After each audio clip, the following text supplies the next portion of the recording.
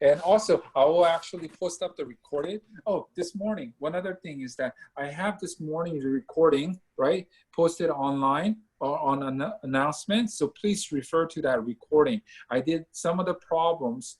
So you want to get two of the recording. And right before this class, I have another afternoon recording.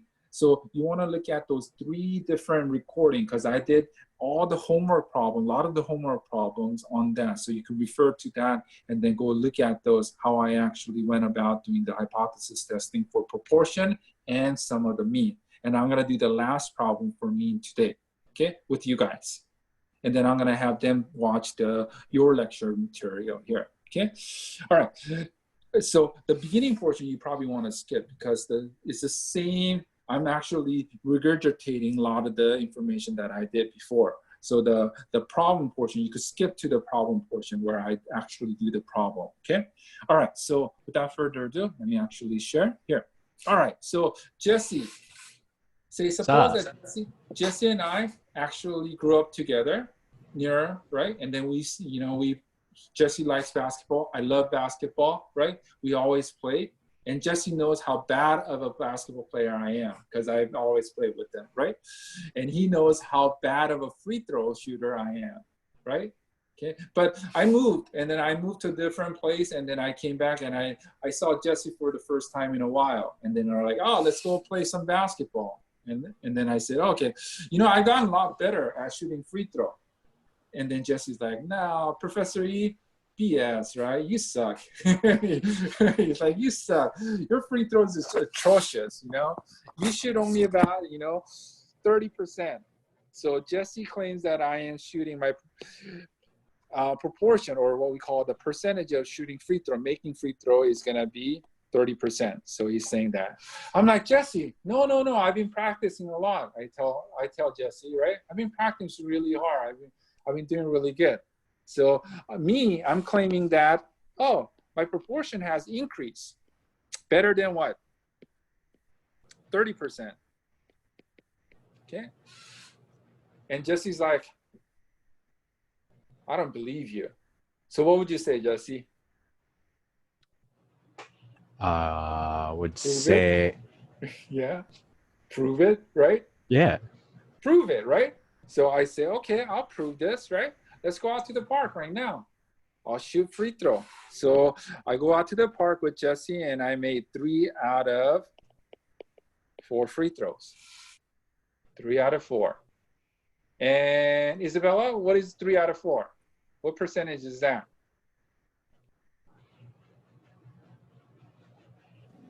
75%. 75%, right?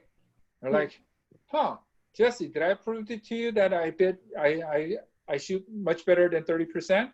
In some case, but I still don't believe it. I still believe it. Like, that, what? Lucky shot, right? Out of 4. Yeah, lucky shot. Only 4 free throws, right? I want to see you shoot 100 free throws, right? If you make more than 30 of those, right? Then I could say, okay. You're like saying, oh, it's not significant enough, right? It's not significant evidence, right? Okay, that's not enough. Not enough to actually prove to me, right? Not enough data to prove to me that is you actually are shooting better than 30%. So what do I need to do? I need to collect more data to see that if I actually do, right, shoot better than 30% or do not, or I'm right there about the same. And that's what hypothesis testing is all about. Hypothesis testing is we're testing to see the claim is actually true or not true. Okay, my claim, this is me claiming that I shoot better than 30%. Right? I'm claiming to Jesse, I got better. I've been practicing every night, shooting 100 free throws a night, right? And saying, oh, my free throw has gotten so much better, right? Better. So therefore, my claim. So therefore, you're looking for those, what we call the keyword. Has it decreased? Has less than? Has it gone down? Improved? Increased? Greater than? Right? For, right? greater than or equal to has changed or different, right? Those are not equal to. So this is considered to be your null hypothesis. This is considered to be your alternate hypothesis. Your alternate hypothesis is always going to be the one that changes. Is it less than, greater than, or not equal to? Your null hypothesis is like what Jesse said. He has a prior knowledge and he knows that Professor E sucks at basketball and free throw shooting. You're like, no, you haven't improved. You stayed exactly the same, right? So it's always what? Equal to, right? So far, so good?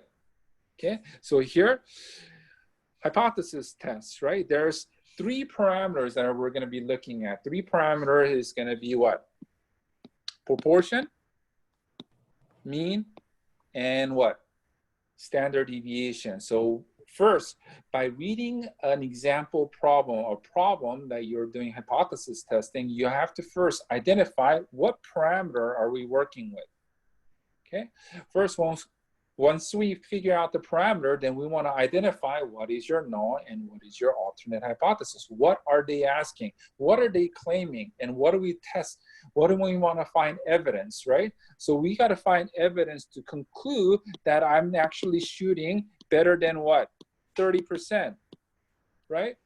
And how do I do that? I shoot in front of him, you know, maybe 100 free throw, maybe 1,000 free throws and so forth.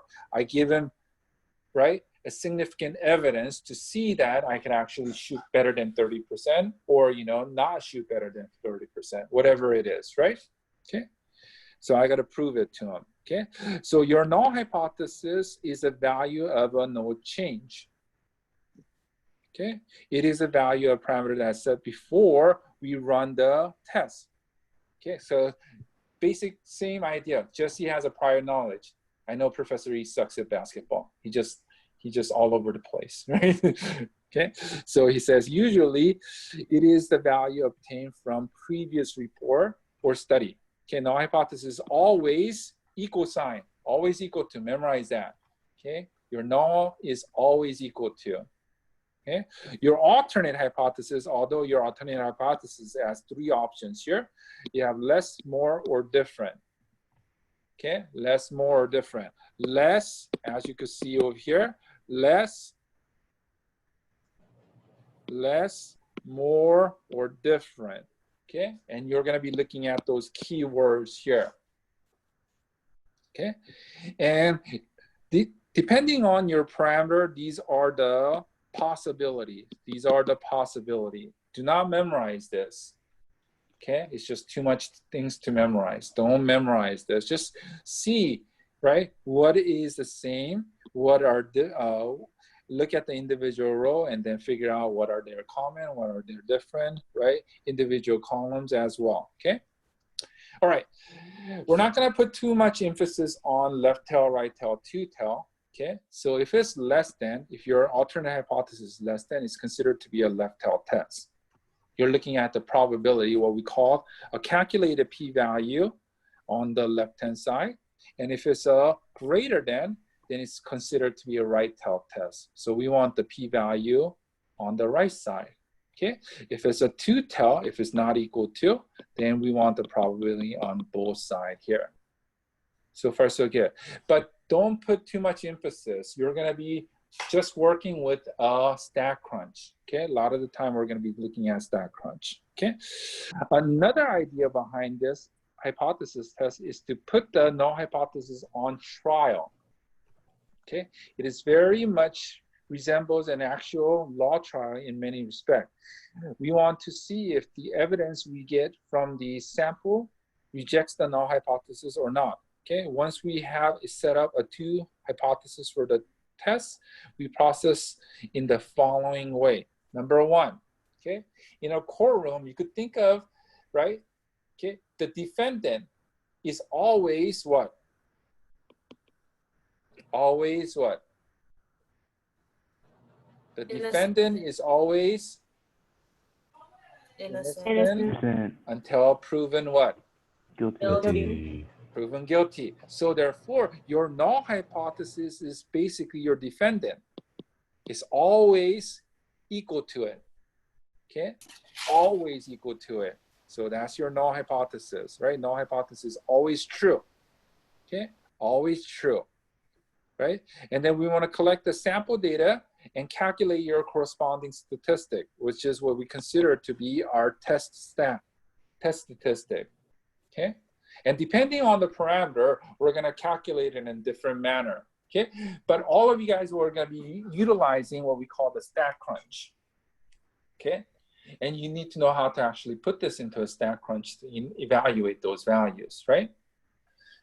And then we want to make conclusion from here, okay? Now, let me give you another analogy of hypothesis testing, okay? I'm a horrible, horrible artist here, okay? Hopefully this makes sense to you, okay? The hypothesis testing is like a crime scene here. There's a, right? There was a crime involved here, okay? So let me erase this portion right here, okay? And there's person dead in this house right here. Someone who died. You see the blood gushing out, right? Okay, he's dead, right? Okay, and they found the suspect, okay? And we're gonna try to see that the suspect actually committed the crime. Let's just suppose that suspect has what? No relationship whatsoever, okay?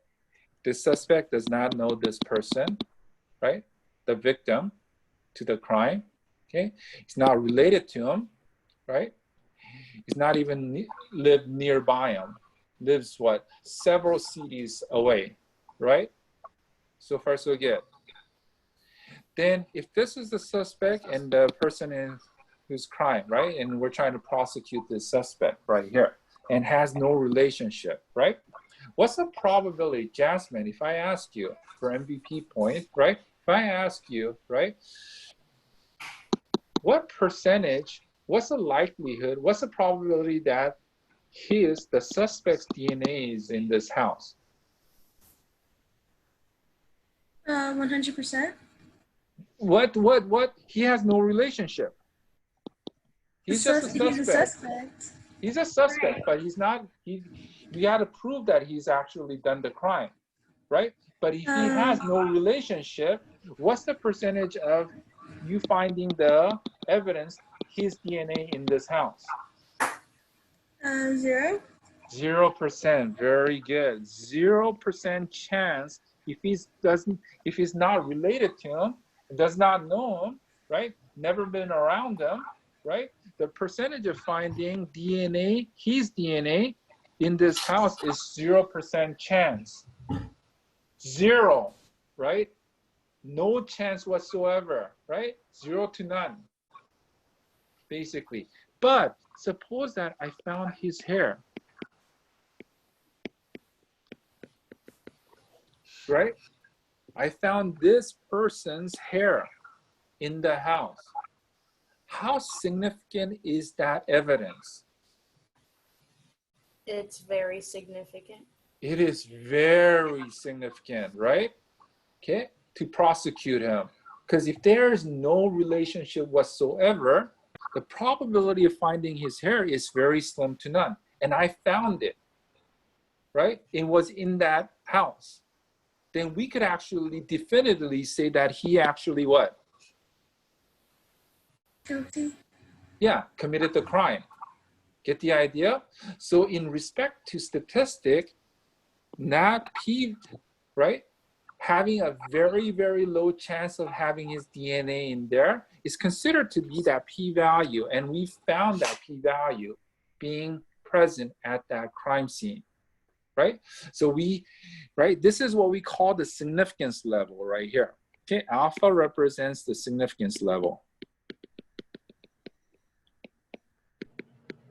Okay, so far so good. Okay, and that p-value is that very, very low chance of having that hair, and we found it. And that here, when you see that p-value is less than the significance level, what we do in statistics, we what? Reject null hypothesis. Okay, which means that we reject null hypothesis. If you're rejecting null hypothesis, what are you doing right here? Rejecting null hypothesis, then what are you doing? Bertha, what are we doing? If we're rejecting null hypothesis right here, if we're rejecting null hypothesis, what are we doing? We are accepting the alternate hypothesis, right? Which means that the suspect is not innocent, which means they're what? Guilty. Get the idea, right? So far, so good. Now, let me actually switch gear a little bit, right? Now, suppose that this person right here,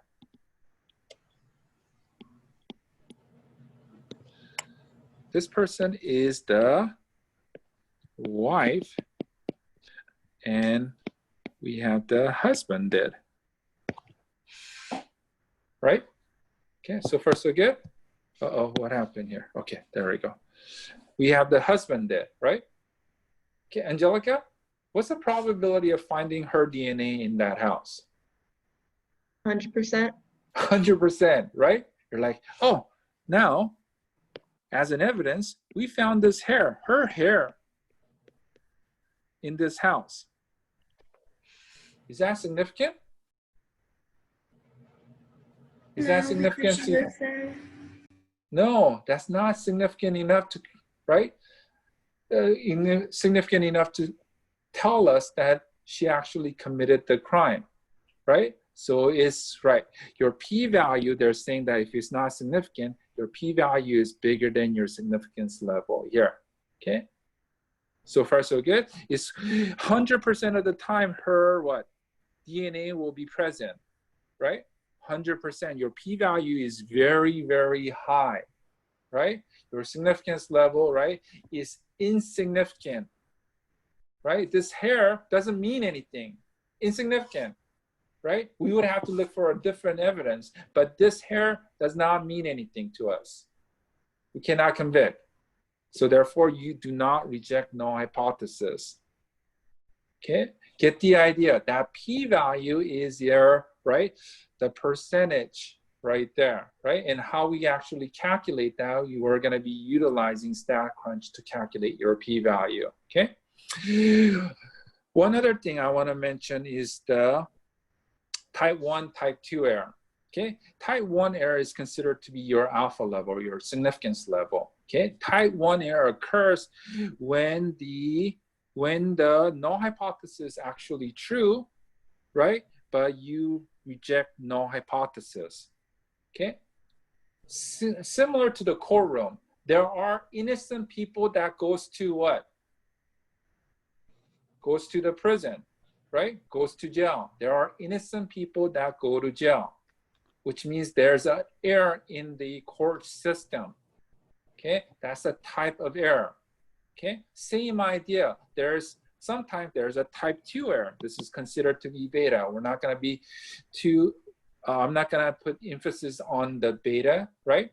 This occurs when you fail to reject null hypothesis, as you could see right here. When you fail to reject null hypothesis, that is false. When in fact this was false, you failed to reject it, you accept it.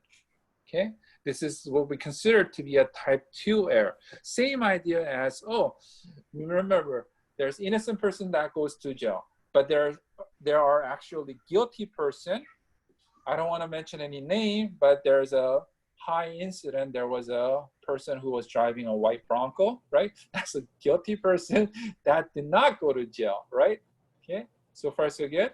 Okay, then that's an error as well, right? So they are actually guilty of the crime, but they get off scot-free. So far so good. Okay, that's another type of error. There's two different types of error. There's type 1 and type 2 error. And type 1 error, we're going to be emphasizing here. Okay, that type 1 error represents your alpha, which is your significance level. Okay, all right. Kind of get the overview of what we're trying to do as a hypothesis testing. Okay, so far so good. Now I'm going to give you, so this is kind of the, right, a layman's term of what the overview of hypothesis test. I'm going to give you a more technical way of actually calculating your hypothesis test, okay? Whew. Let's go to the mean, okay? I did this one right here with your previous class or with another class or your class, basically your half the class from I believe 2:30 to 3:30. So refer to that lecture material. So you could do this, right? And I'm gonna go through this one with you guys. Okay. So here, basically before we actually go on, okay, there are steps to doing hypothesis tests for a population mean. The first thing you have to know, you have to always test to see that it meets what we call the central limit theorem. Okay, if it does not meet the central limit theorem, you can actually throw that problem out the window and say, I can't do it. Right? It doesn't meet the central limit theorem, which means that it's not normally or approximately normally distributed. Okay, which is what we call the t distribution. Okay, so you say, I can't do it. We didn't learn how to actually calculate different distribution. So don't do it, right? Okay, it has to meet the central limit theorem. What is the central limit theorem for mean? Okay, for mean is that it's gotta be number one, simple random sample. Number two, you gotta have large enough sample, which is greater than or equal to 25, and your population size has to be large. What do you mean by large? 10 times the sample size, right? Okay, now once upon knowing that it meets the central limit theorem, there are 5-step process here. Okay, first step is to identify your null and alternate hypothesis, just like we did. What is the claim, right? What are we trying to find evidence against, and so forth. Okay, step 2 is to figure out your significance level. If they don't tell you the significance level, we usually default it to 5%. Okay, but then most likely they will tell you exactly what significance level to use. Okay, and then number 3, using your formula here. You're not going to be using this formula. You're going to be using StatCrunch, right? Okay, calculate your test statistic. Okay, calculate your test statistic, which is, this is equal to t. Okay, t value, t stat. Okay, for mean. For proportion is the z statistic, is normal distribution. Okay, and your standard error is right here. Okay, and these informations are needed, right? Number 4, using StatCrunch,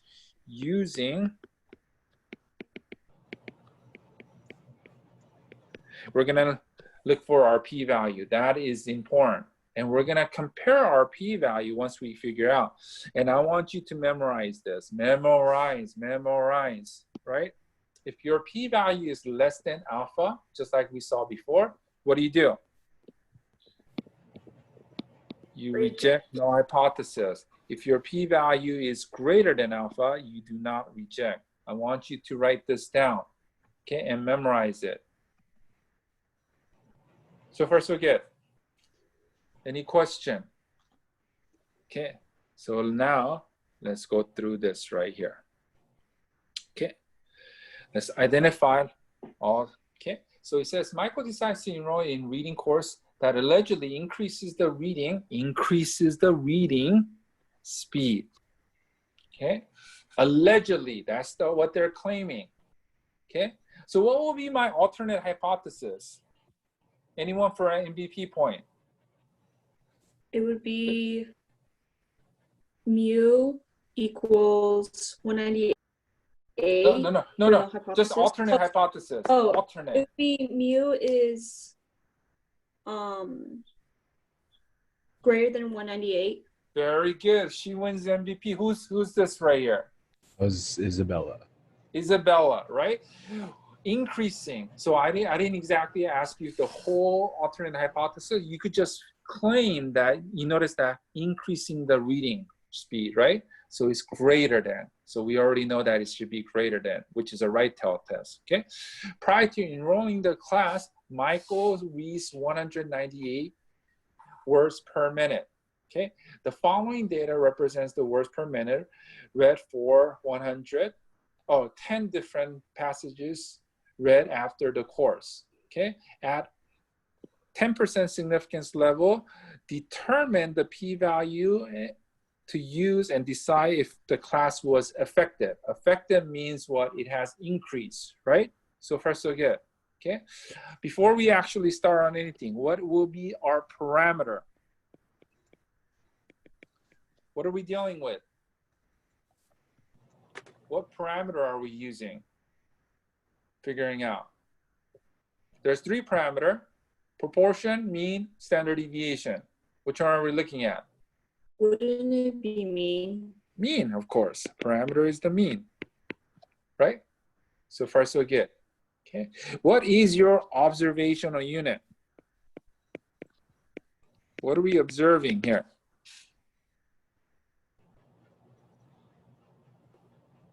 What are we observing? How many words per minute read? More specifically, get a group of 10 passages. Okay, not how many words, the group of 10 passages read by Michael. Okay, so far so good. Okay. What will be your variable here? That's what Rochelle said. Oh, words per minute? Right, words per minute, right? Average words per minute. Okay, I'll put WMP, average words per minute. It will differ, right? Every each passage, you have a different average, right? So far, so good. Any question? Okay. All right, so now let's collect some data, right? So here, what is our mean? What's his mean? On average, how much does he read? Mu. 198. 198. Oops, sorry. Words per minute, right? Okay. And how many samples do we take? How many pass sample do we take? 10. 10. Okay. And then we need to figure out your, before we do this, X bar, S, and SE. Okay. So far, so good. How do we do this? You get to input everything in StatCrunch. Oh, very good. Who is saying that? Smart, smart girl, smart lady. Okay. Give me just 1 second. I've already inputted, so all of you guys should have your StatCrunches open.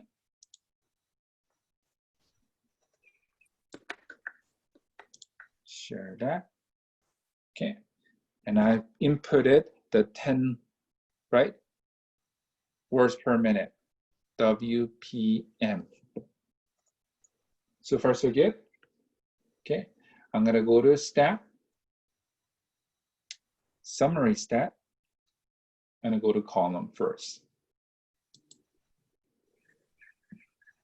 Let's figure out all information here. For words per minute column, I want to figure out the mean, standard deviation, and let's figure out the standard error. Okay, those 3 things. So here, and then, right, so let's jot those down. 208.4, that's the mean, right?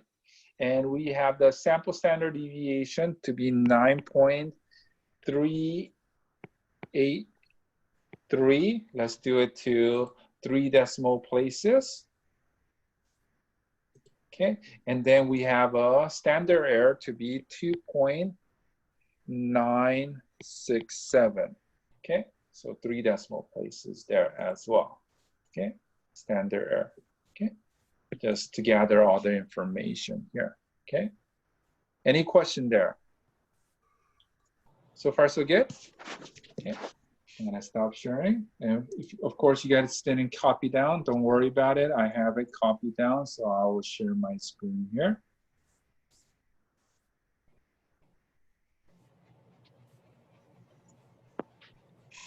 And there we have it, okay? So now we collected all these data.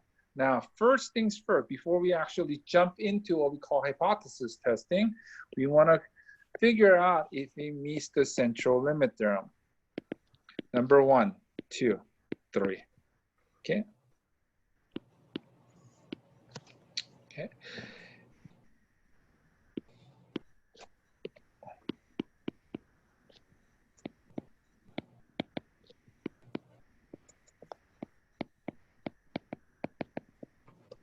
All right, so let's actually look at this. So is a simple random sample. Okay. We'll just say this means the simple random sample. Okay. We'll just assume because we want to do hypothesis testing. Okay. We'll assume that this is a simple random sample of the 10 passages here. Okay, randomly selected. Okay, it doesn't, did they say it? No. Okay, we'll just assume that this is simple random sample. Okay, do we have large enough sample? Yes or no? What's our condition? It's got to be what? Greater than or equal to 25. How many do we have? 10. 10. You're like, oh, this is not enough. We'll just suppose that this is a population is normal. Okay, by saying the population is normal, right, we could disregard the large sample. Okay, you don't have to have a large sample, which means that you have a group of small sample will always turn out to be a normal distributed, right, with your population being normal. We'll just check this off as well. Okay, and then of course we have large population. We'll just say that this also checks out.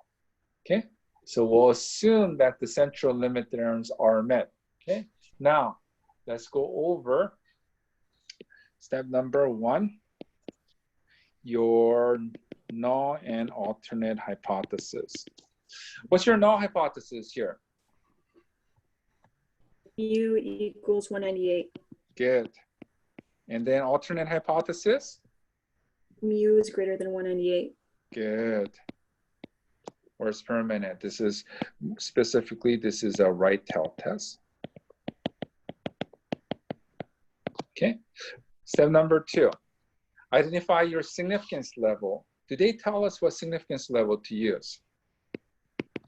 0.1. Lowest Right, of 0.1 or 10%. Okay, 0.10. Very good. Okay. And step number 3, we want to calculate our test statistics, right? Okay. Calculate our test statistics. So we have test stat. Oops, sorry.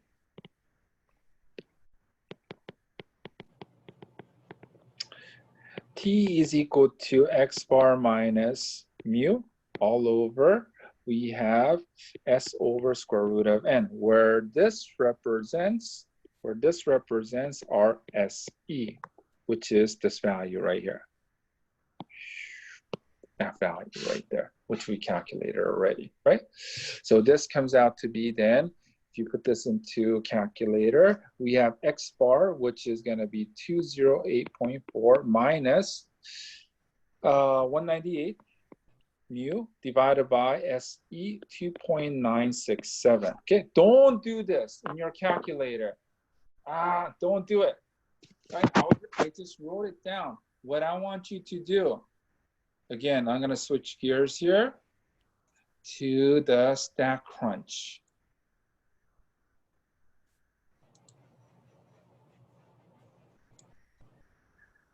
Okay, I'm going to go here, remove that. Go to here, go to stack, go to T-stat. Okay, because it's a T distribution, standardized distribution, not a Z distribution or proportion. Okay, one sample. And we don't have summary of data. We have the raw data. So we go to raw data. Okay. Click on that. Okay, and the data that comes from is going to be the words per minute. Okay, and then we're going to use the null hypothesis testing. Mu is equal to what? 198. Good. And you have option not equal to, less than, or greater than. You want that greater than. Okay. One thing I want to actually plot is I want to show you how the p-value is plotted. Okay, and then what p-value represent. Okay, and then all you do is compute. Okay, and the test statistic, that's what I want. as well as what? The p-value. Okay, that's the most important thing, the p-value. So I want you to write the test statistic and the p-value as well. So I get t is equal to, t comes out to be 3.505 with number 4 p-value, which we calculated to be 0.0033. Okay, I'm gonna switch here. If you guys didn't or if you guys, and you notice that the standard error is exactly what we got from before, right? SE, right? That's your new standard deviation. I'm gonna switch this off. Don't worry. Oops.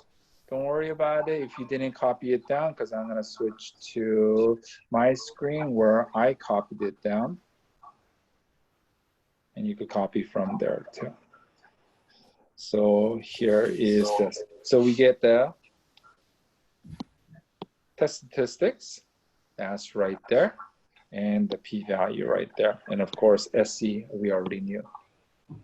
Okay, so far so good. Now, step number 5 is to compare our p-value with our what? Our p-value to our significance level. What is our significance level? 0.1. 0.10, right? 10% significance level. And what do we want to do? We want to compare our p-value. What is p-value? Greater than or less than the significance level? What is our p-value? Greater than or less than our significance level? Less than. Less than. And then if it's less than, did you guys write that down? What conclusion am I making? When the p-value is less than, you reject the alpha. Very good. Reject null hypothesis. Okay. What do you mean by rejecting null hypothesis? Basically, you're rejecting null hypothesis, and which means that you are what? Accepting alternate hypothesis. Reject null hypothesis. Okay. If you're accepting an alternate hypothesis, Alicia, if I'm accepting alternate hypothesis, what is the conclusion or what is the evidence telling us? I'm sorry, can you say it again? Well, so if you're rejecting null hypothesis and accepting alternate hypothesis, what is the conclusion that is telling it if you're accepting this right here? I'm sorry, they're kind of like arguing in the background, so I couldn't really hear what you said. If you're rejecting null hypothesis and if you're accepting alternate hypothesis, then what are you concluding?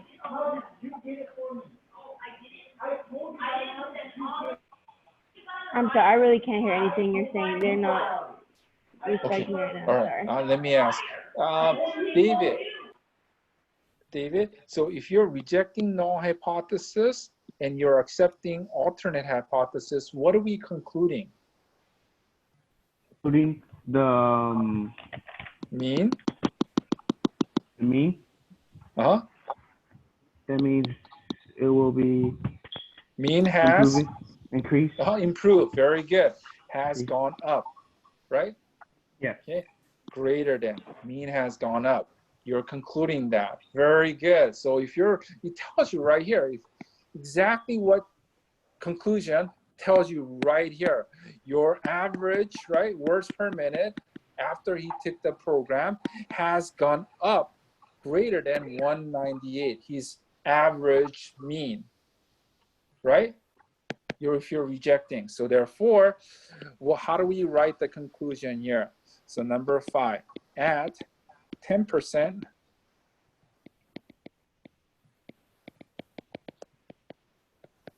at 10% significance level,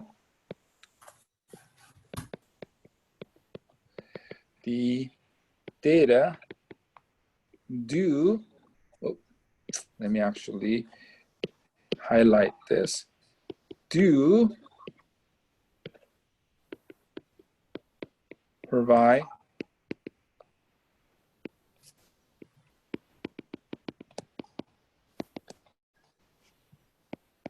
significant evidence to conclude that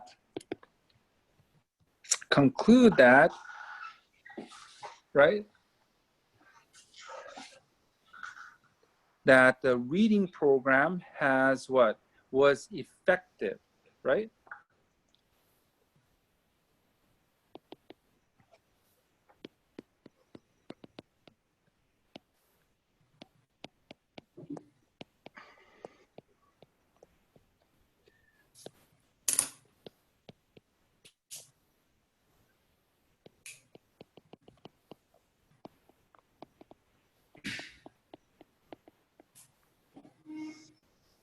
In increasing reading speed.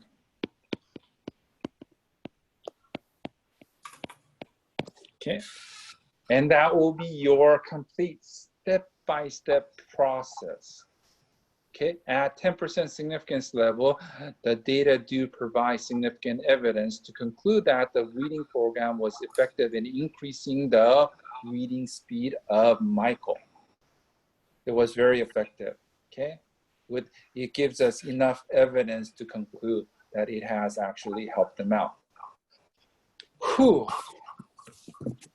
That's a step-by-step process. I think this is what you're going to be looking for. Joe, I believe we're going to be doing a lot more hypothesis testing, not just one proportion, but two proportion, two mean, and your standard deviation as well, right? Using the chi-square and so forth. Yes. Okay. Except I wanted to ask him if we should make sure we talk to Angie, because usually they don't use they're supposed to use the T calculator and the normal distribution calculator. Calculator. So what do you mean? So not using StatCrunch? Yeah, using StatCrunch, using the calculator, so using the diagram. So can you, instead, what do you mean by diagram? So let me actually see. So can you I'll actually share your, wait, give me just 1 second. Calculator. Okay.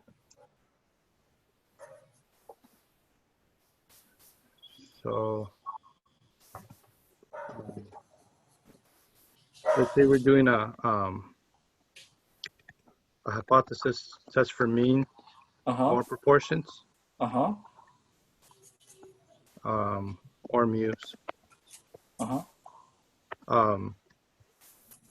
So for these, since we'll be using the T distribution, right, they'll be expected to calculate the T statistic prior to going to StatCrunch. And so she wants you to know how to do this and input this into a calculator. Yes, because we actually don't run this or this. We don't really? Yeah, we run the calculator.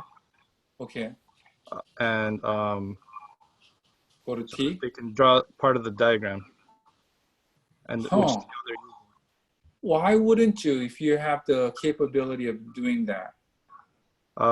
That's a good question. I don't know, but we haven't instructed students on how to use that capability. Oh, really? I told all my students to do that. Because you notice this, right? If you put close the graph, can you close the graph? Yeah.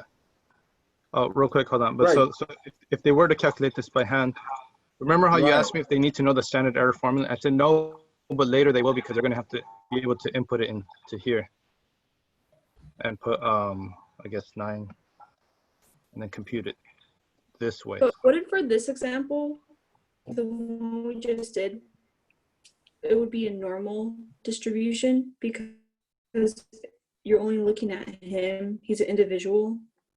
No, because we don't know the, just be... No. Oh, that would be a good question, actually. Is because one individual is normal distribution.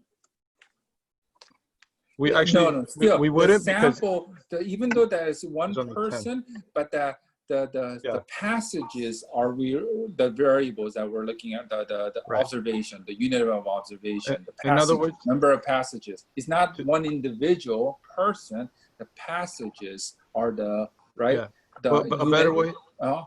So there are 10 different passages. It's So just like having 10 individuals if you're doing it in individual, like persons. yeah. So the reason those 10 is not the population is because you haven't checked every passage that this person has ever read in their entire life. Right. So when you think about a person, that's when we consider when we have one person information of one thing. Okay, not multiple things here, a group of things. So therefore, so that's why it's important to actually identify what is your observational unit. Okay. So first we'll give. Okay. Is that understood? Okay, I think, so now I'm gonna actually, you guys have a lot of work cut out for you, okay? So I have the rest of this right here, the number 1, recorded from this right before 2:30 to 3:30 afternoon class. So have, Marie actually sent you a link so that you could watch that, right? The proportion part of this right here for hypothesis testing is this morning's 2 of the morning classes have her send all the recordings from prior today. So therefore you could actually watch that. On top of that, you want to work on every other stuff that is pertinent to tomorrow's exam. Okay, and I think Joel has a better feel of what's going to be on the exam. So the capability is better to use. I mean, using this would be better. The only thing that they don't have now is a diagram. Right. So no, I do have diagrams. See here, let me switch this off. Okay, switch yours off. Okay, watch here. So I remember I had the p-value there, right? Okay. This is the diagram. And that's the area to the right. Yeah. Okay. Oh, I didn't know. Yeah. Yeah, no, that's great. I didn't realize. Yeah. How do you activate the diagram? Oh, how do you activate? So when you go to option here, so when you go here, all you want is the p-value plot. Got it. Right. You just need to click on that. Okay. Perfect. Yeah, it's great. Yeah, no, so perfect. if they could use this will actually, you could kill many birds with this stone right here. Yeah. Yeah. Yeah. So they won't have to calculate T anymore. Right. See. But they were expected to prior.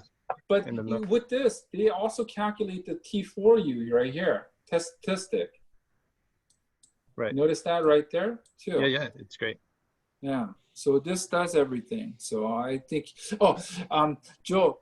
Now I'm gonna get out of here. I'm gonna let me talk to Alicia. Okay. Right. So I'm gonna make you the host, or Jesse or Joe. You. Joel. If you can make me Joe. host. Okay.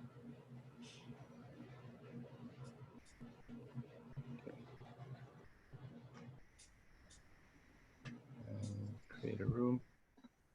And then I'm going to assign Alicia and Professor and Jesse. Oh, yeah, that's okay. Yeah, Jesse too. That's Okay. Anyone else that should be added to that room besides Alicia? I guess not. Okay.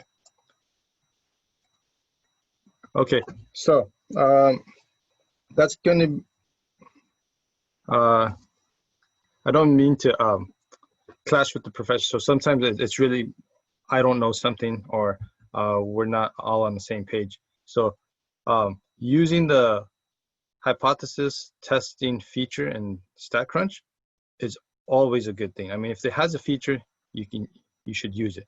It's just in the past, we've had you use the calculator so that the diagram is present for the student to understand which tail they're using, and to be able to draw that on their exam, right?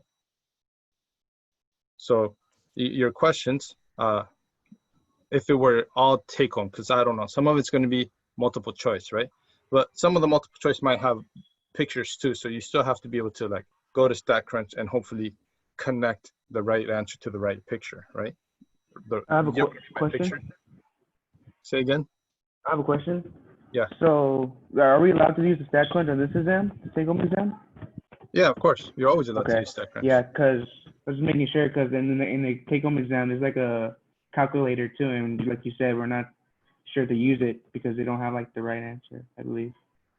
Or Okay. use StatCrunch is more better. No, well, I'm not sure what you mean by better or worse. So StatCrunch is the tool you're always supposed to be using. Okay. Which features in StatCrunch is what I think I have to talk to the professor and talk to the other professors to make sure we're all doing the same thing. Does that make sense? Yeah. Yeah, so like StatCrunch is definitely fair game. It's just, are we going to show you all the features in StatCrunch, or are we gonna have you do some of those things by hand? Right. So the only difference is you saw how I calculated t, right? T is x bar minus mu over s over the square root of n. So the professor wrote it down, but it was also provided by this feature, right? So let me turn on my spotlight. So he used this feature, which you should familiarize yourself with because it also simplifies one of your steps. So if you go to the t calculator, you get this. But if you go to the t statistics, one sample with summary,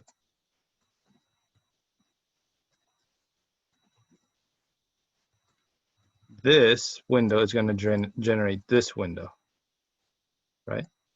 So here are the statistics, right? The sample mean was, oh, I thought I copied it. Let's see.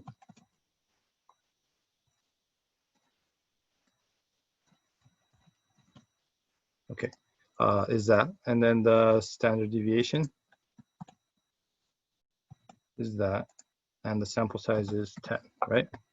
And you perform a hypothesis test, and this, the only difference between these two is here you would already have to calculate the t-score yourself, right? So you would have to write t equals 208.4 minus 198 over 9.38 over the square root of 10. And that will print out 3.5062. Does that make sense? Using this number here, you yourself would have to type in 3.5062. And we wanted to know if the sample the sample mean was enough evidence to say that the individual's reading speed improved. The alternative would be that it's greater than 198. So that would let you know that it's a right tail test and you want the right extremity, right? So in this case, you yourself would have to put greater than here. That's really hardly any different than going here and knowing your null hypothesis is 198 and you want it to be greater than 198. So do you see how both of these are still in alignment? Right here and right here. You get what I'm saying? So using this, notice I didn't have to calculate t. Using this, I did have to calculate t. But both of them, when I hit compute, you see this 0.002? Oh, I have something off. Give me a second. Why is this t value different?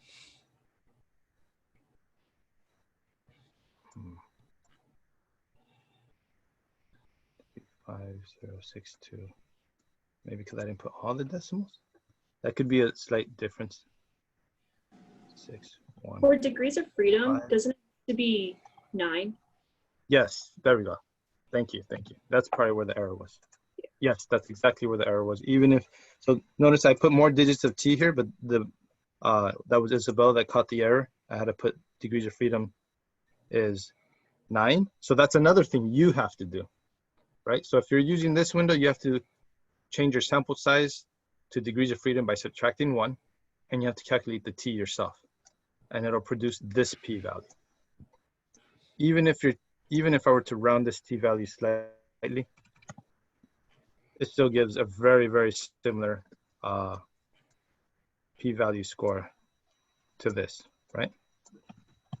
Okay, so if you were to use this instead, you just put your data in directly. You input your null, you input the correct alternative direction, and then you hit compute. Oh, sorry, before you hit compute, this is the key. Click here to get the same diagram, right? And it produces this. So obviously, I'm going to close this one, but this and these two are identical. So let me close this one. And this is what you get. The same t statistic and p-value. And if you go to the right, do you see how this diagram matches this diagram? It's a little hard to see, but there's a little bit of red right there. That's the same amount of red over here. You guys have any questions? No? Okay. Trying to think. So he did one example with this. Let's do the other examples. Even though we have the video of him doing it, but you know, we should practice doing it ourselves. Let me find it.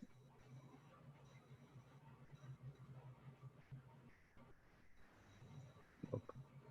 Too many windows open.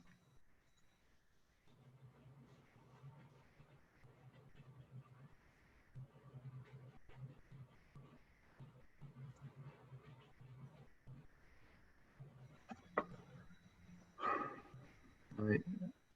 What worksheet are we doing? Part 2.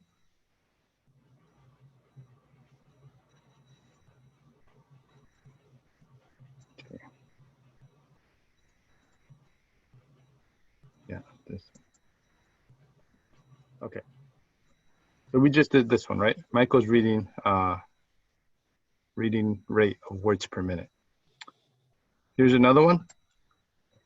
He already did this with the previous class, but we can take advantage of the practice. So let's see, annotate. Okay. Okay, have StatCrunch open and have this PDF open, and we'll do it together. According to the United States Mint, quarters weigh 5.67 grams. Okay.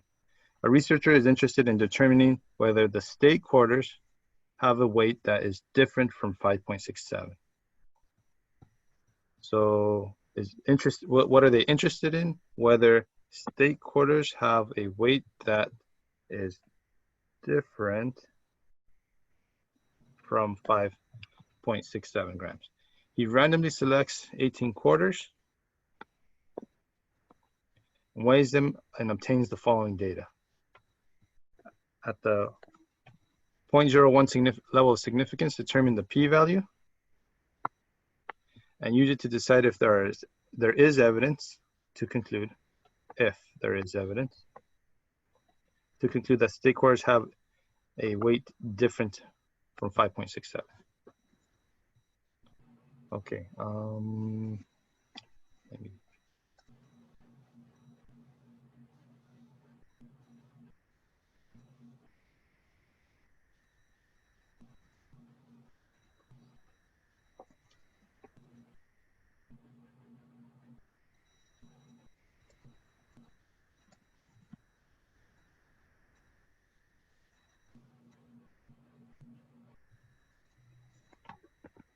Can everybody still see it? Is it like large enough? Okay. So there are 4 parts to this hypothesis test process. Part 1 is getting all your values and deciding on the parameter.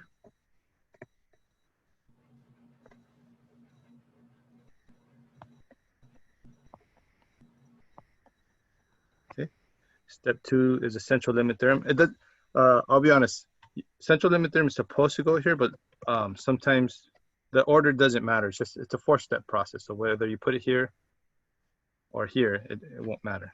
You guys get what I'm saying? Okay. After the central limit theorem, then you'll put your hypothesis.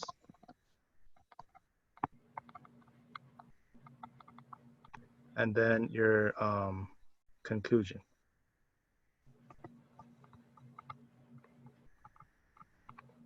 Let me see the hypothesis, and I'm wondering if I get the p-value now or later, but we'll go along with it. Okay, so actually I'll just decide now. Central limit theorem. Yeah, I guess.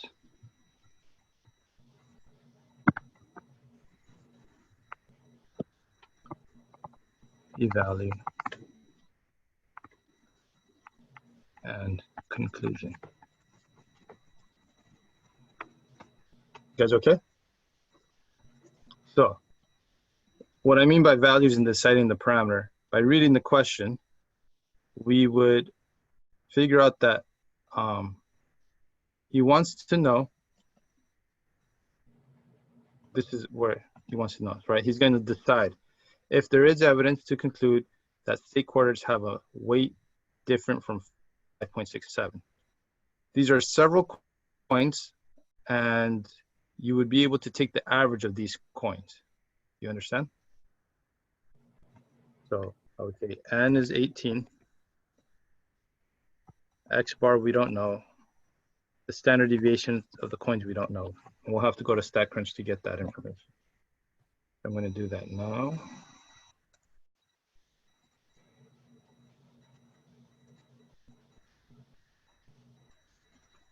Copy. Pick a new one.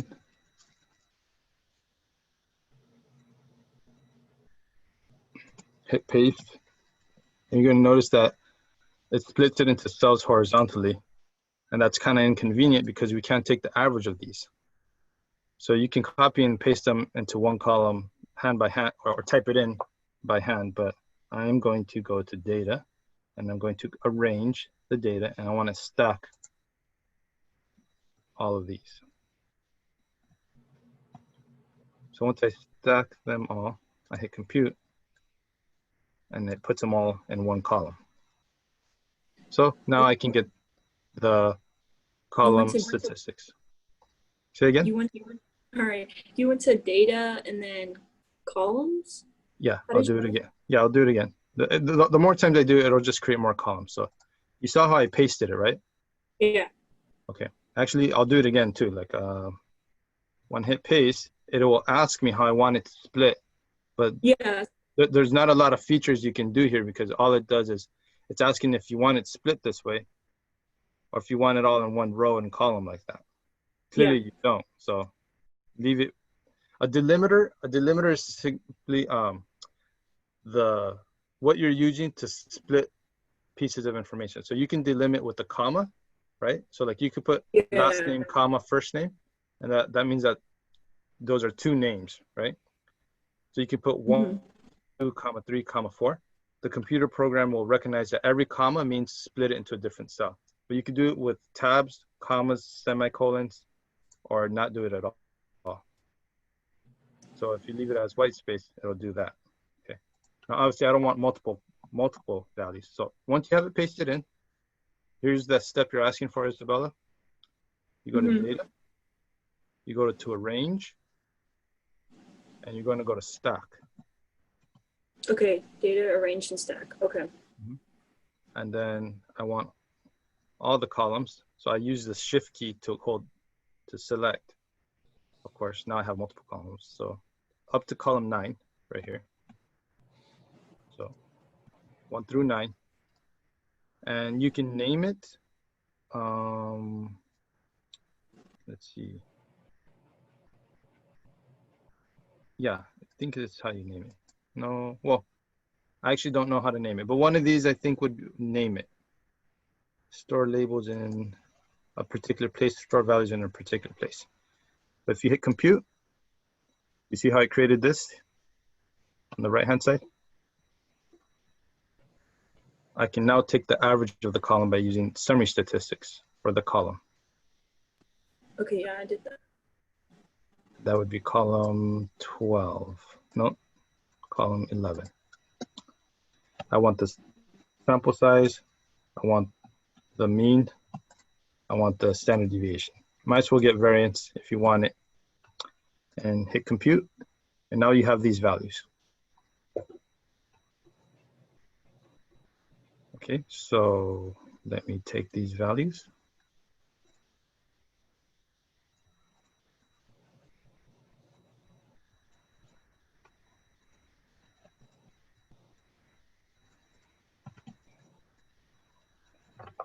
And fill in, right? So my X bar was 5.722.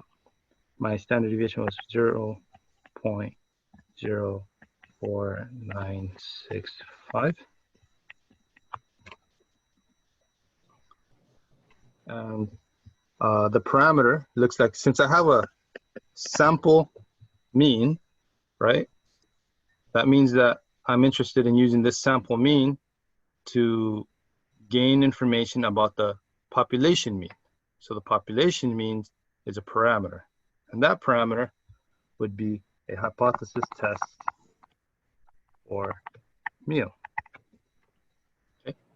Now we want to know if this sample is going to follow the central limit theorem so that we can run a hypothesis test and know which distribution to use.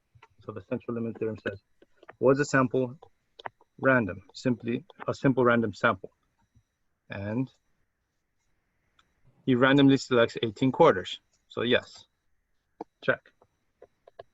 2, was the population normal, or did he obtain more than 25 samples?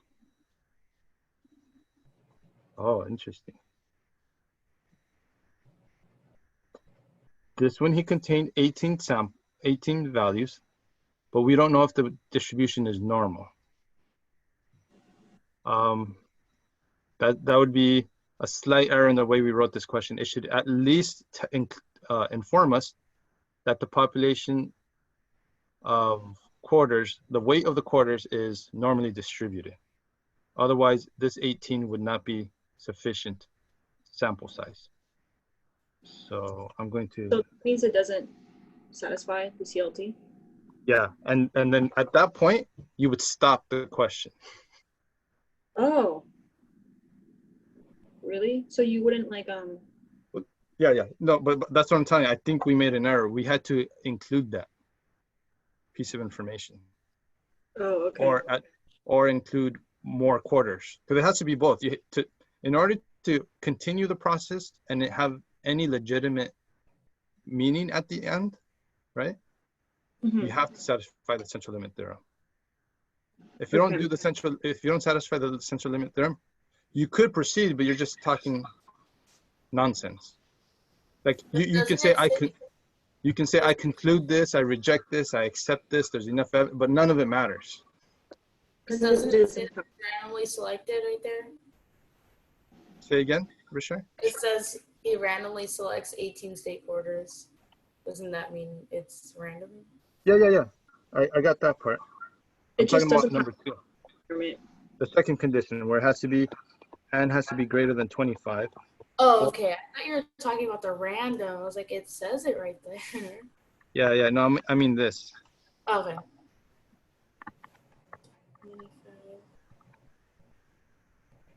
So that is the weight of U.S. quarters normally distributed. So it doesn't match because it's not over 25 because we only have 18.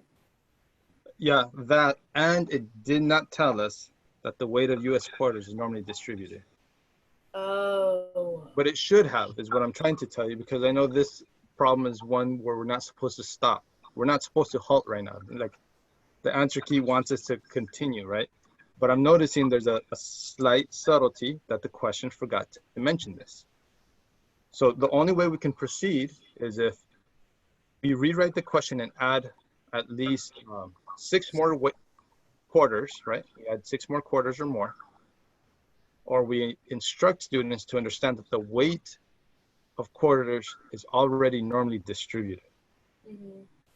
So if tomorrow on the test, like if it doesn't meet the CLT, then like we just say that it doesn't meet the requirements.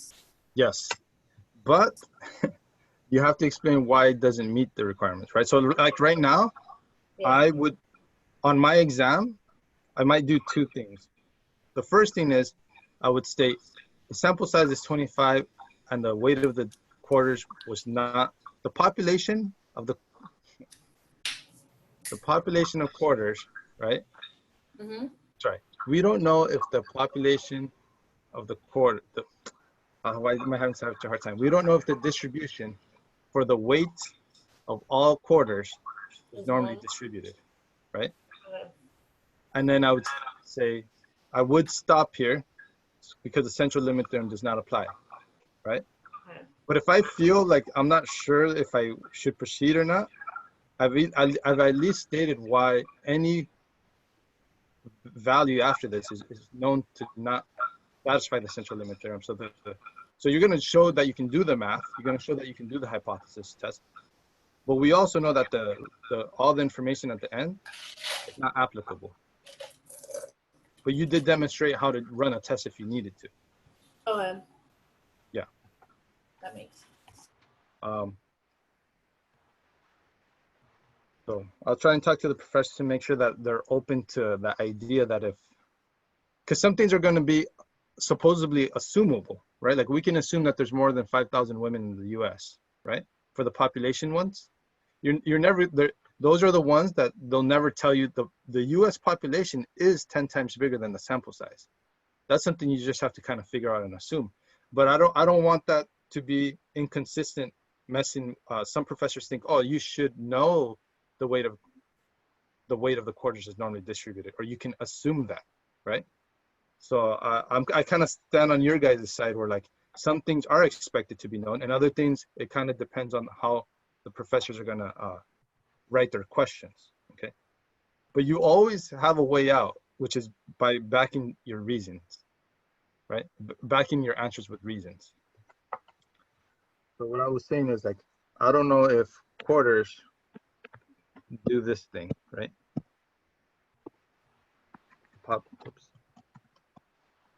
Population, that's this. And this is like weight. And this is 5.67.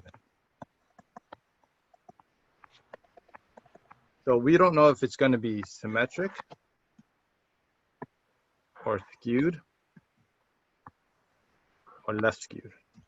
It's very likely that it is normal though. That's what's bothering me. I know that almost all things in terms of weight are normally distributed, but that's not something everyone knows. And it's not true. It's not always true. There are cases where like maybe bears or tigers are right skewed because there's one member in the population might be significantly heavy. But do you see how we're getting into this gray area? I don't want you guys to be struggling with this, right? So just say right now,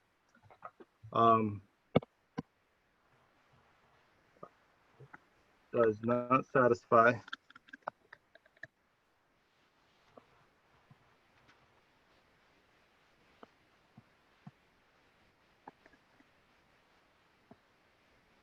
the second condition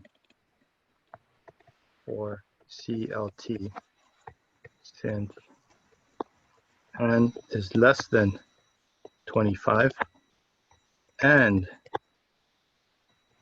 the population distribution is on, no, you get what I'm saying? This has been from before. Okay. But if we were to proceed,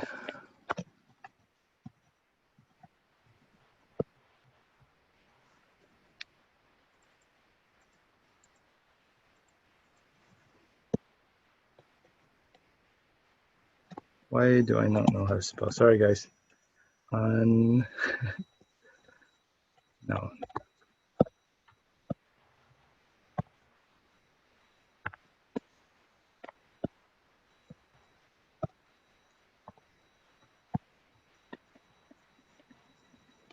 Okay, can we assume that their n is greater than 10 times 18? Yes. We can't assume that the population of US quarters is greater than 180 coins. Okay, so based off this, we can't say the population is normally, the sample means are normally distributed, but if we know the population is normal, then we would satisfy condition 2. And then you could say this statement. This is the biggest statement that's of importance. It'll satisfy a t distribution with a degrees of freedom of 17. And you can say that the mean weight that we're going to run this, our test on is 5.67.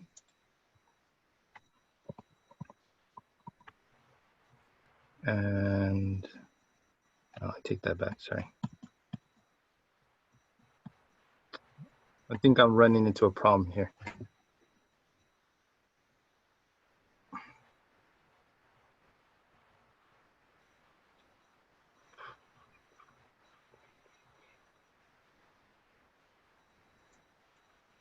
Okay. You put this. I'm trying to think if I put the sample or the population, the supposed population mean. Yeah, I think it's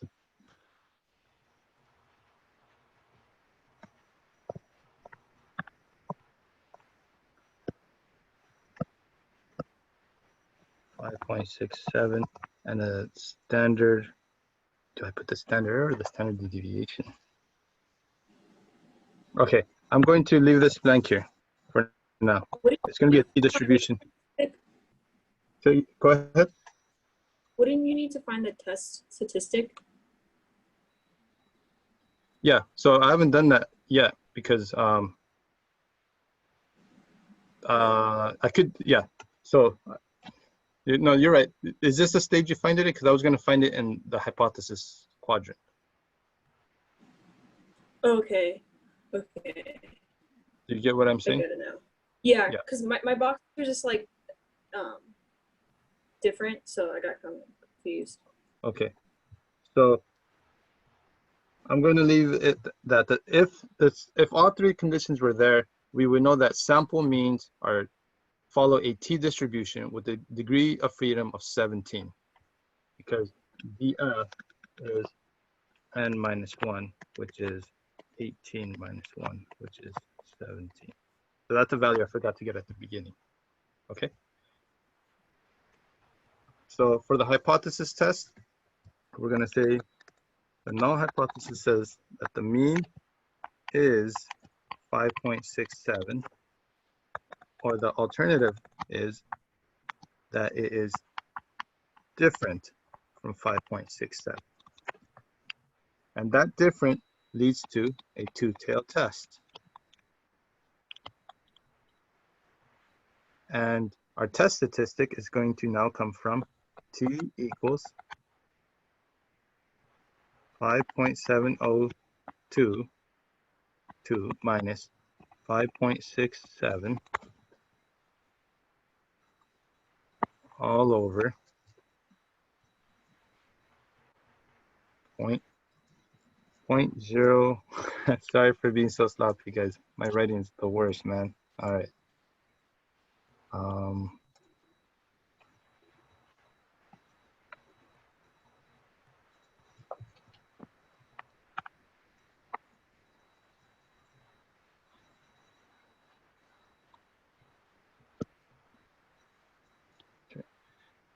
0.0496 all over the square root of 18.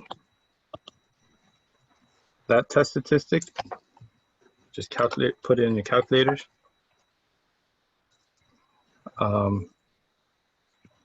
Make sure that I would calculate this separately if you're confused by the number of parentheses you might have to use. But I would recommend using parentheses for the numerator and parentheses for the denominator. We can also go on StatCrunch, right? Like when we found the standard deviation, we can also put that we want to find the standard error. So StatCrunch won't find the standard error. Oh, really? Okay. I thought I did. Oh, I don't believe it does. Let's see. StatCrunch. Yeah, if you go on summary stats, you could choose standard error. Yeah. Oh, okay, cool. Sweet. So you could just plug it into the equation, right? Yeah.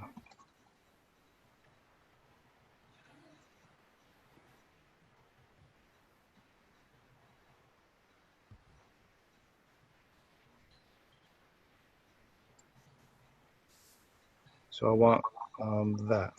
So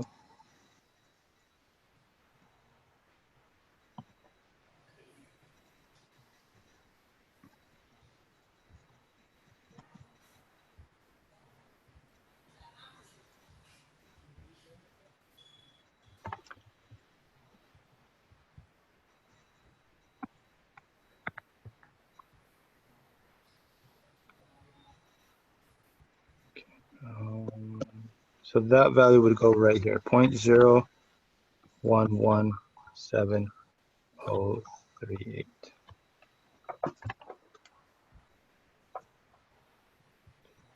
So what do we have here? 5.7022 minus 5.67 all over 0.0117038. And I get a t of 2.7513.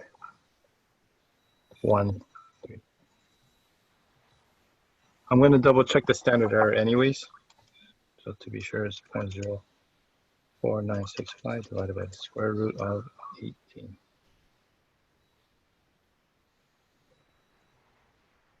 Yeah, okay, it is good. So there's our t statistic, our test statistic, right?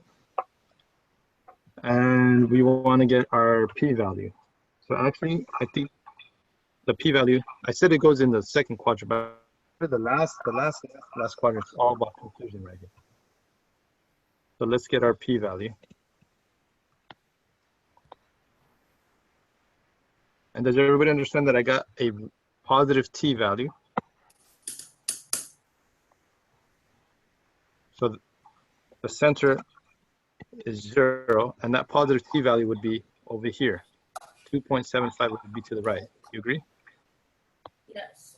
So because it's a two-tailed test, you want this p-value, but you also want this p-value. But it's going to be symmetric, so you can double this value. So it'll just be negative? Yeah. No, well, the value won't be negative, but the t-score will be. So hold on, I just realized p-value is not the same as t-score. Okay. So yes, this would be a negative symmetrical t-score. But what you want is double the p-value. So, so technically I shouldn't even be calling it a p-value. I should be calling it double the tail. Double this tail area. Because you can use the right one, you can use the left one, whichever one you want. But I'm using the right one because we got a positive t-score. Double this right tail area. Does that make sense? The difference between a t-score and the p-value? Can you scroll down a bit? Because I can't see what you wrote.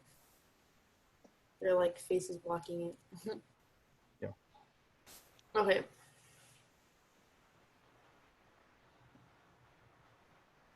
So by doubling the right tail area, you will get the p-value. Oh, so since it's two tail, you have to. Okay, so you have to multiply by 2, and then that's your p-value? Yeah. Okay.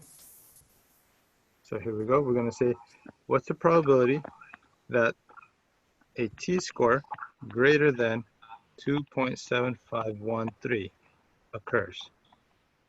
So now I'm ready to go to StatCrunch. Okay, here we go. Of course, I'm doing it the more challenging way because I'm using the diagram and the t calculator. Okay, you'll see that using the functions saves you at least 2 steps. Okay, so here we go. Degrees of freedom is 17. You type in 17 yourself. You type in 2.7513. And then you hit compute. Make sense? Take that value. And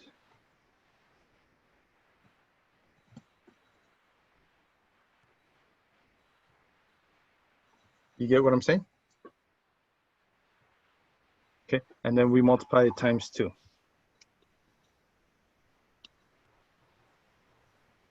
So that gives us 0.0068153 times 2, 0.01363. This is the p-value for this test statistic on a 2-tail test. Okay.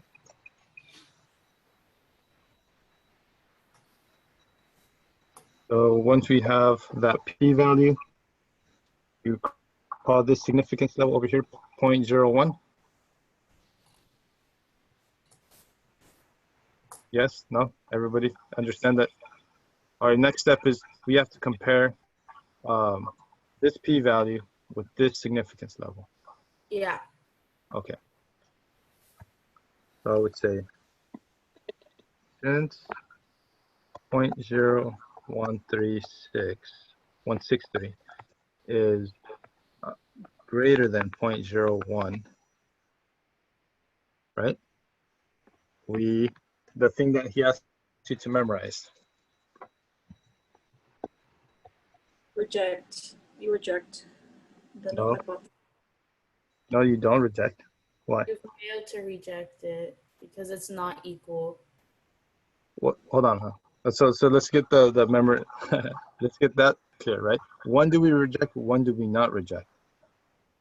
Okay, wait. You don't reject it if it's equal to the mean. No, no, no. The When p. p is less than, So you yeah. reject. Give me a second. Give me a second.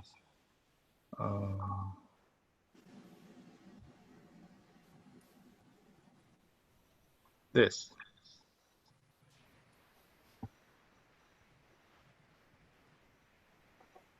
So it has nothing to do with equals. It has to do with being greater than or less than. Okay. Is that okay? Yeah. Okay, so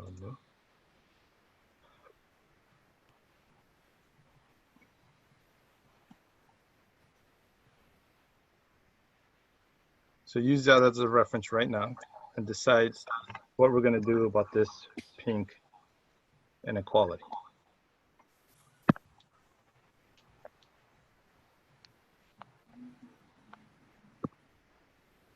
What's our conclusion?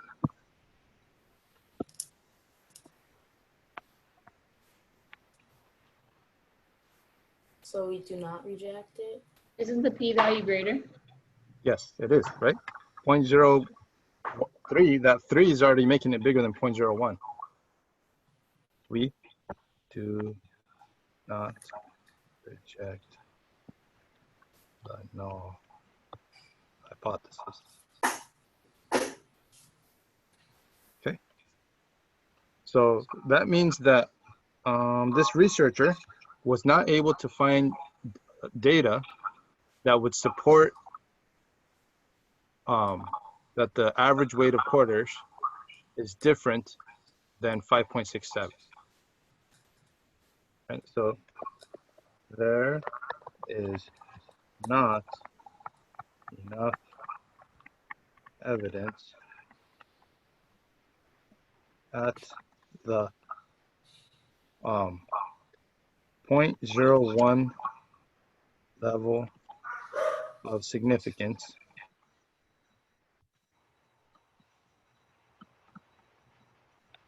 to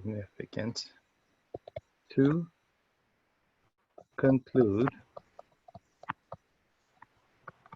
that state quarters have a weight different than 5.67.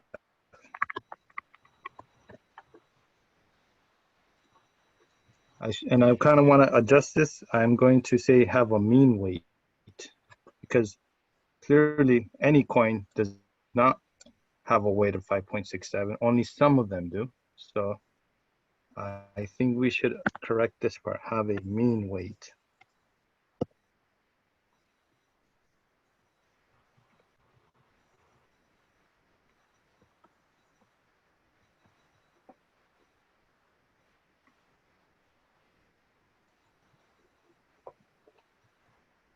Does this make sense?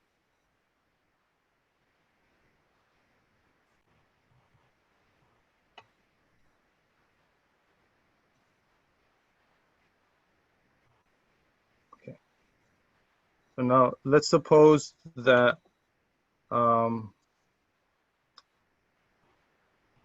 we use the other method, which is definitely easier. And again, I hope to find out. I mean, the test is tomorrow, but the alternative to using this T calculator, you saw that I had to calculate this T-score myself.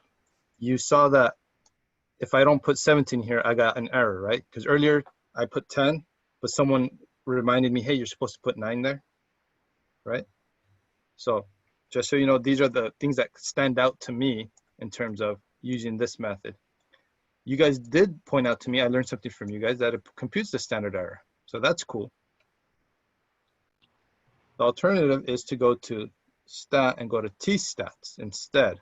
And this is going to do it all in one shot. You get one sample with summary. Oh, yeah, with summary. I just realized you can also do it with data, so then you don't even have to do this part. But I'll do that on the third time. Okay, so with summary means you use these values.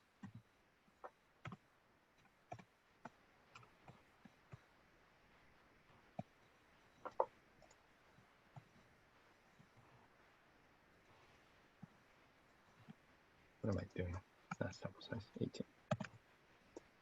Okay, and you run the hypothesis, the null hypothesis at 5.67. You set it, and you leave it to not equals to because we did a different, and that's how you're different. Then 5.67, and you hit compute. Oh wait. Put your p-value plot, because that's very important. We want this diagram on our answers. And as you can see, do you see how I figured out degrees of freedom is 17? Right? Do you see? Oh, whoa, our T-score is way off.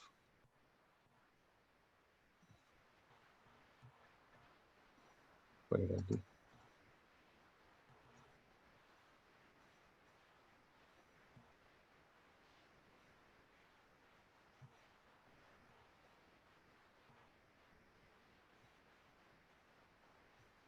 Oh, what did I do wrong? Do you guys see what I did wrong? Yeah, I'm confused because when I figured out the test statistic, my p-value was 2.91.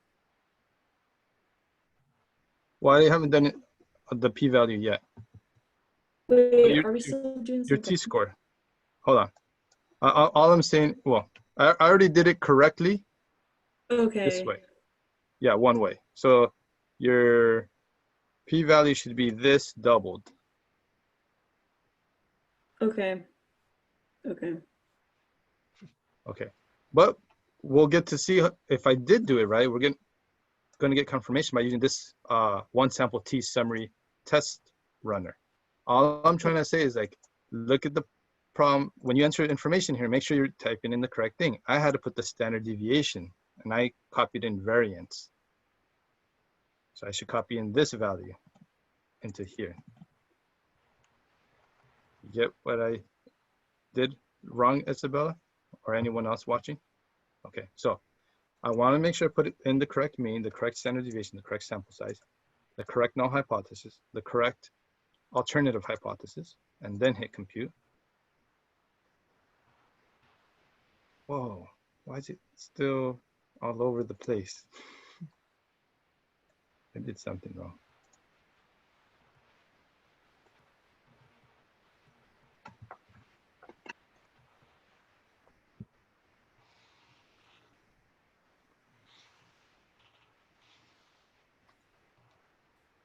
Oh, I did it wrong here.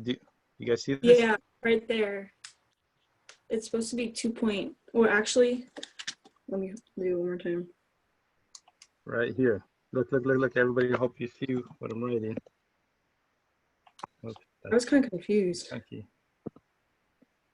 No, why wouldn't it let me write thin? So it should be 2.91. There's supposed to be a 0 right there.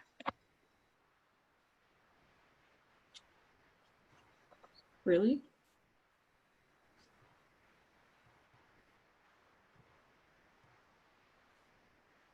I think so. Wait. Well, let me explain. Look. Oh, what the? Isn't it Hold on, 5.7? hold on. Why is this saying 5.7? And this is saying 5.07. Is it? Wait. I don't know. Because I typed that in wrong too. Oh. Well, how could I type that in wrong if I cut and paste? Maybe I didn't cut. I don't think I cut and paste that one. So The video it's will show. The recording will show that I did it wrong. I now do recall not typing this in, copying this in incorrectly. I'm making a bunch of data entry errors, which actually is a good thing for you guys to see. Don't do what I'm doing, right? Mhm. But you can see how one little thing goes off. And if I hadn't done it by hand the first time, I wouldn't know if I'm right or wrong right now. Yeah. You might just run with your answer, right? But I'm happy to have done it at least once. Go ahead. Yeah. But anyways, we shouldn't, I mean, like on the test, we wouldn't be doing this step because it didn't pass the CLT, right? Or would we? That's what I'm not sure about. No, sorry, I want to be sure. If you can point out exactly why it doesn't pass the CLT, I promise you don't have to run the test. Okay. But I'm worried that some professors are going to say, oh, they should have known or assumed that the population is normal or that the population size is large. The only ones I know that you can confidently assume are population sizes being large. We know how many quarters there are. We know there's tons of US citizens with driver's licenses. We know a lot of things, but we don't know if the weight of quarters is normally distributed. We can think we know it, but if it's not stated in the problem, I want to make sure that you guys know how to defend yourself by saying it didn't satisfy part 2 of the central limit theorem, specifically because the sample size wasn't over 25 and I wasn't informed about the population distribution shape. Okay. You do that, and I promise that I will stand on your side if you lose a couple points. And maybe we still lose, but I promise that, like, if you can specify why it didn't satisfy the central limit theorem, right? You wouldn't be wrong. Okay. Okay. Because I'm looking through the other past Zoom calls from this morning, and one of the tutors did what you're doing right now. Like, even though it didn't pass the CLT, she went through with the other steps. Yeah, and I'm proceeding because I think we're supposed to proceed because the answer key has it, but I observed that it was wrong. You shouldn't be proceeding. unless you specify I'm proceeding. Now that's another skill set. I did specify why I am proceeding. If I didn't know that the population is normal, then I can continue with this statement. You get what I'm saying?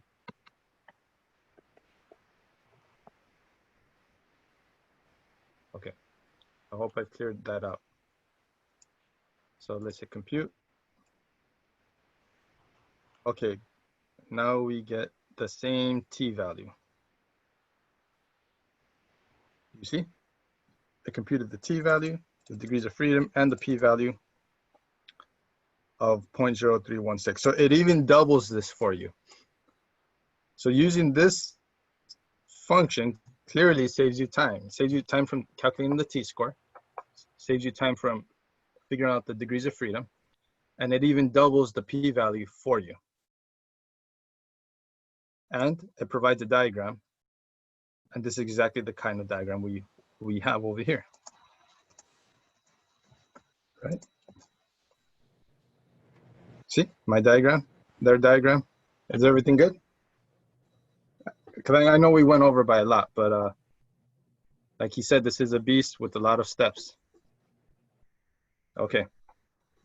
All right, guys. Have a good day. If you guys should definitely go to the session later tonight with Holtman. Your exam's tomorrow. You don't want to have any lingering questions at like 10 p.m. Okay. This recording is gonna go up as soon as possible. So. Okay. Sounds good. Okay, guys. Take care. Later, guys. All right. Later, Joel. Later.